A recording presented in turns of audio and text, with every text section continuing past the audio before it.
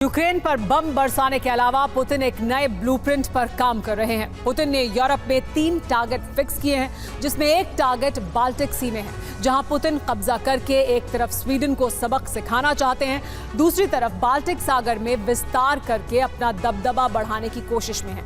इसके लिए पुतिन जहां एस्टोनिया की समुद्री सीमा पर कब्जा करने की तैयारी में है, वहीं दूसरी तरफ बाल्टिक में स्वीडन के आइलैंड गॉटलैंड पर कब्जा करके न्यूक्लियर मिसाइल लगा सकते हैं।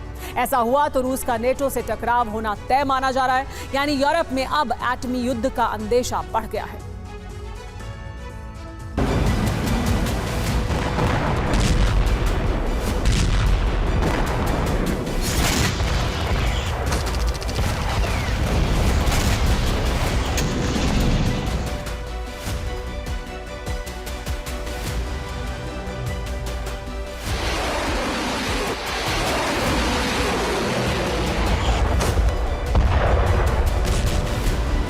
यूक्रेन में तबाही के बीच पुतिन ने ऐसा विध्वंसक कदम उठाया है जिसमें यूरोप में कभी भी नेटो से टकराव तय माना जा रहा है।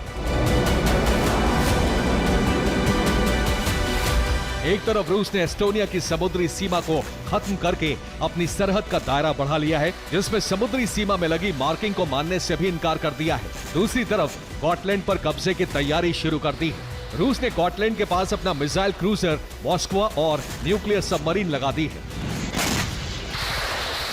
अब सवाल उठ रहा है, पुतिन ऐसा क्यों कर रहे हैं? दरअसल वो फिनलैंड की खाड़ी में एस्टोनिया की सीमा तक पूरा कब्जा करके वहां नेटो की एंट्री ब्लॉक करना चाहते हैं, जबकि दूसरी तरफ गॉटलैंड को एटमी बेस बनाकर सभी बाल्टिक देशों को काउंटर करने की तैयारी में है। गॉटलैंड पर रूस ने अगर कब्जा कर लिया तो बाल्टिक में बारूदी जलजला आ जाएगा, क्योंकि रूस के सीधे टारगेट पर कई देश आ जाएंगे।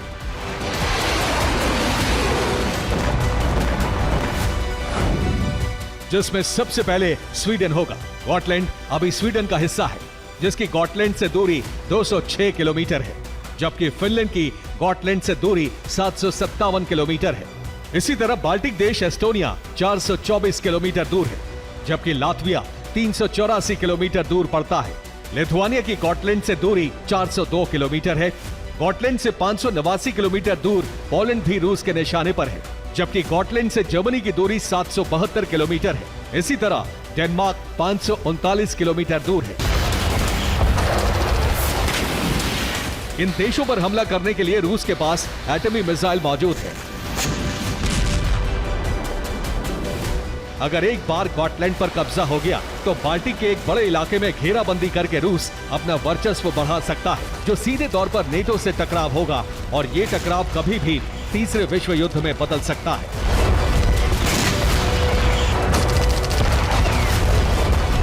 Bureau report, TV9, Bharatvarsh.